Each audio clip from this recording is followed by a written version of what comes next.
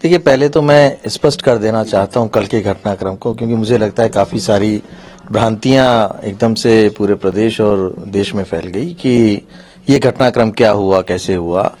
तो आपको याद दिलाना चाहता हूं कि मार्च 2021 में तत्कालीन केंद्रीय मंत्री गजेंद्र सिंह शेखावत जी ने मेरे खिलाफ एक एफआईआर दर्ज करवाई दिल्ली में, और उस एफआईआर को खारिज करने के लिए मैंने दिल्ली हाई कोर्ट में एक याचिका दायर की हुई थी, और वो याचिका पिछले 3 साल से लंबित चल रही थी। उस पे सुनवाई चल रही थी लगातार। तो 14 नवंबर को जो सुनवाई थी, उस सुनवाई पर मैंने अपनी उस याचिका को वापस ले लिया। कारण ये रहा कि जब मैंने इन्वेस्टिगेशन ज्वाइन कर ली और क्राइम ब्रांच को वो तमाम सबूत जो घटना से संबंधित थे वो हैंडओवर कर दिए, तो उस याचिका का कोई औचित्य नहीं रह जाता था। मैंने अपनी याचिका वापस ले ली। उस याचिका के तहत ही मुझे नो कोएर्सिव एक्शन का प्रोटेक्शन माननीय न्यायालय के द्वारा मिला हुआ था। मुझे अंतरिम राहत थी कि पुलिस मुझे अरेस्ट नहीं कर सकती है, कोई कोएर्सिव एक्शन नहीं कर सकती है। लेकिन जैसे ही मैंने याचिका वापस ली, तो वो जो प्रोटेक्शन मुझे माननीय न्यायालय की तरफ से मिला हुआ था वो नल एंड वाइड हो गया। तो उसके बाद जिस तरीके की लगातार आशंकाएं चल रही थी, या एक जांच एजेंसी का जो काम करने का तरीका होता है, जिस तरीके से वो नियम के अनुसार काम करते हैं, तो ये संभावनाएं बनी रहती हैं कि गिरफ्तारी हो सकती है कभी भी। तो उसी के एंटिसिपेशन में मैंने 20 तारीख को पटियाला हाउस कोर्ट में अपनी एक अर्जी लगाई, और 21 तारीख को माननीय न्यायालय पटियाला हाउस के द्वारा मुझे अग्रिम जमानत मंजूर कर दी गई, मुझे अग्रिम जमानत दे दी गई। तो ये तो प्रोसेस था कि मुझे एंटीसिपेटरी बेल मिली हुई थी। उसके बाद कल मुझे वहां दिल्ली पुलिस में बुलाया गया। प्रक्रिया के तहत जो भी कानून सम्मत नियमानुसार जो कार्रवाई होनी चाहिए, क्योंकि वो एंटीसिपेटरी बेल थी। अब जब तक आप स्वयं वहां उपस्थित नहीं होगे और आपको गिरफ्तार नहीं किया जाएगा, तब तक तो आपको बेल पुलिस दे नहीं सकती ना। तो गिरफ्तारी की कार्रवाई हुई, गिरफ्तार किया गया। चूंकि मेरे पास में एंटीसिपेटरी बेल थी, तो उसी वक्त मुझे वहां क्राइम ब्रांच के द्वारा अपनी सारी फॉर्मेलिटीज पूरी करके वहां से मुझे रिलीज कर दिया गया। यानी वो सारा जो प्रोसेस था उसको कंप्लीट कर लिया गया। तो ये सारी जानकारी इसलिए मैं देना चाह रहा हूं कि कई तरह के भ्रम, कई तरह की बातें मैंने मीडिया के माध्यम से भी या समाचार पत्रों में भी सुनी।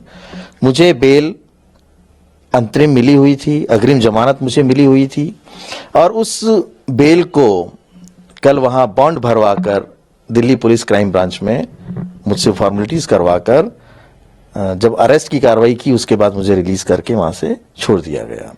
जो सवाल आपने पूछा कि अब आगे क्या होगा, तो निश्चित तौर पर मैं इस बात का विश्वास करता हूं और मुझे इस बात का भरोसा है दिल्ली पुलिस पर कि जिस तरह से अब जांच आगे बढ़ रही है, जो कार्रवाई लगातार दिल्ली पुलिस कर रही है, जो मैंने लिखित में स्टेटमेंट दिए हैं, जो मैंने सबूत दिल्ली पुलिस क्राइम ब्रांच को सौंपे हैं, उन सब की जांच पड़ताल कर आगे बढ़ा जाएगा।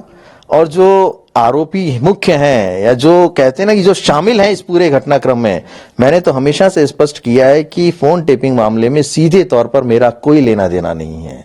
मुझे तत्कालीन मुख्यमंत्री अशोक गहलोत ने अपने सरकारी निवास पर बुलाकर पेन ड्राइव देकर यह कहा था कि आप इसे मीडिया को सर्कुलेट कर दो। तो उनका ओएसडी होने के नाते मैंने तो आदेशों की पालना की थी।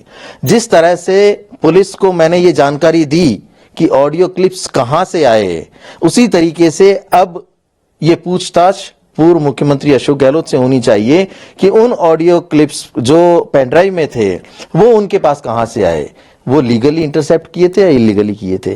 तो अब जांच उस दिशा में आगे बढ़ेगी, और जो लोग भी इस पूरे घटनाक्रम में शामिल हो सकते हैं, जैसा कि मैंने पूर्व में भी कहा है कि जब भी कोई लीगल सर्विलांस होता है, लीगल इंटरसेप्शन होता है, तो गृह विभाग के तहत एक विशेष शाखा उस व्यक्ति को या उस फोन को सर्विलांस पे रखती है।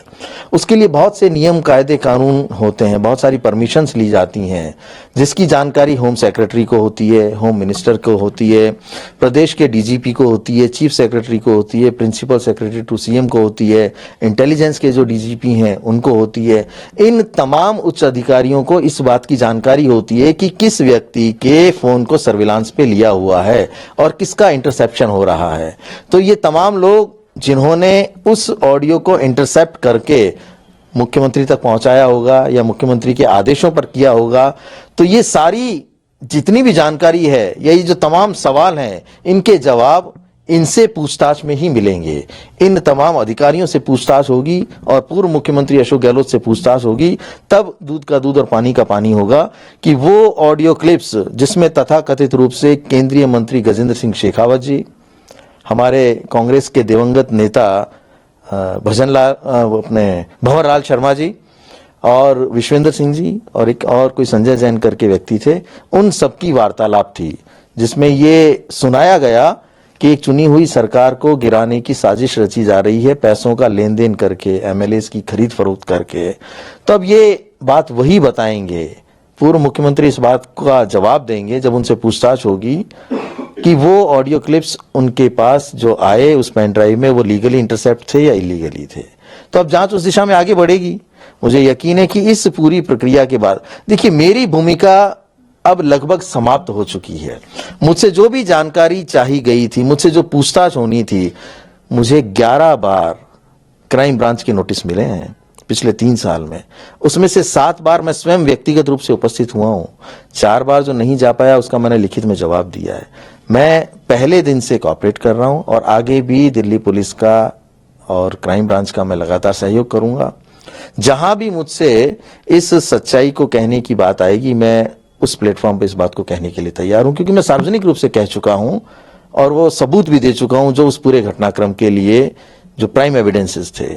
तो अब ये जांच उस दिशा में आगे बढ़ेगी, इसका मुझे पूरा यकीन है। निश्चित तौर पर आने वाले दिनों में प्रदेश में आप कुछ ऐसे घटनाक्रम देखेंगे जिनसे उस समय की राजनीति के साथ साथ आज की राजनीति में भी बहुत बड़ा परिवर्तन आएगा। मान के चले कि जिस प्रकार से चूंकि आपको तो बाद आपको रिलीज कर दिया गया, लिखित में आपने एविडेंस दिए हैं, उसके आधार पर कुछ और गिरफ्तारियां जल्दी हो सकती है? बिल्कुल हो सकती हैं। देखिए, किसी भी जांच एजेंसी की ये पूरी प्रक्रिया होती है कि जो भी लोग शामिल हैं या जो सबूत उन्हें मिले हैं, जो एविडेंसेस मिले हैं, जो स्टेटमेंट उन्हें मिले हैं, उसके आधार पर जांच करें और जिन जिन लोगों का नाम लिया जाता है, जो लोग शामिल होते हैं, निश्चित तौर पर उनकी गिरफ्तारियां भी होती हैं, उनसे पूछताछ के नोटिसेस भी भेजे जाते हैं। तो अब वो किस दिशा में आगे बढ़ेंगे ये जांच एजेंसीज के ऊपर निर्भर करता है। पर इस बात का आप यकीन मानिए कि ये सारा घटनाक्रम जो फोन टेपिंग था, अब इसका बहुत जल्दी पटाक्षेप होगा और जो लोग शामिल थे, सीधे तौर पर जो लोग शामिल थे, निश्चित तौर पर कानून के तहत उनके ऊपर कार्रवाई होगी।